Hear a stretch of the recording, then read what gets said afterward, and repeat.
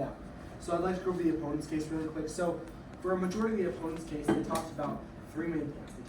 Two main points. They talked about the authenticity of family vlogging, and then they talked about the exploitation aspect. And I'll be going over both of these. In the world of the fake aspect, as my partner and I have already brought up, there's not necessarily as much of a harm to the fake aspect of it. And the opponents playing throughout most of their case that and assumed that all of family vlogging is now, fake because it's, made for a quick buck. While family vlogging, I could say, pretty fair to assume that most, if not all, of family vlogging is for monetary gain. That does not necessarily inherently mean that all of family vlogging is fake. Every aspect is fake. There's still realism behind it. There's still aspects of it that are completely real, authentic, and genuine to be able to make sure that you can still make large amounts of money. These kinds of things still happen. And also, there's not as much necessarily a harm with family vlogging due to the fact that there's other aspects of family vlogging that are so much more beneficial. And the opponent's second contention about exploitation. They talked about how it forces children to kind of be put in the public eye. As my partner already brought up, comment sections is almost completely irrelevant to today's debate. First of all, for YouTube and other platforms, comment sections are automatically disabled, sometimes willingly disabled to prevent those kinds of abuses, to prevent that kind of abuse from outside sources. All of that goes to corroborate to the fact that, again, as well, children won't willingly be looking at the comment section. Why would they want to read it? There's no reason to read it whatsoever. Why would they? It's just an assumption. So this exploitation from the comment section is to be ignored. It's irrelevant. And in the other aspects, forcing your children to be in the public eye without consent.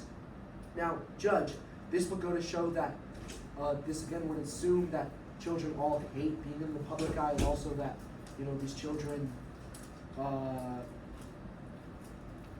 being abused. However, as I brought up in my case, the abuse and the exploitation is a minimum. It is not the majority. It's not 100%. It's not 50%.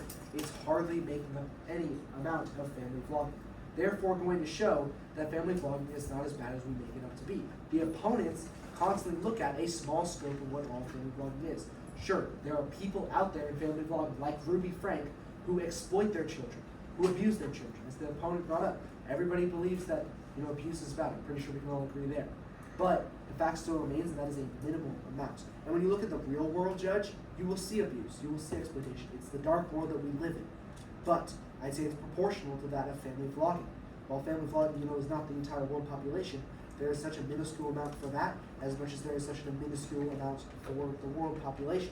All going to show that if you take away family vlogging, you're still going to have that abuse. You're still going to have exploitation. It doesn't get rid of it. As my partner brought up, a bad parent, I guess you could say, an abusive parent. I'll say that. I don't want to say bad parents.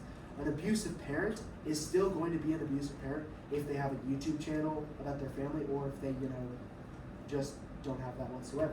That's still just going to be present. And I want to look at what is the good portions, the benefits of family vlogging. My partner brought it is a team effort.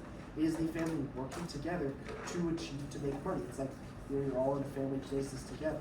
And in a different aspect of that, their monetary gain is from enjoyment. It's from entertainment.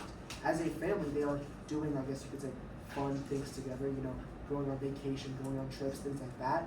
That all would go to show, to corroborate towards the fact that family vloggers and the people who watch it, there's all entertainment there. That's what its pure mention is. And through the course of time, we'll see family vlogging become.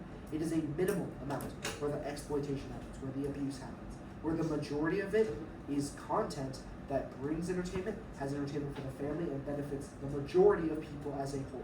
And that is why, judge, since the majority of people are benefited from family vlogging, that's why I urge a vote in the negation.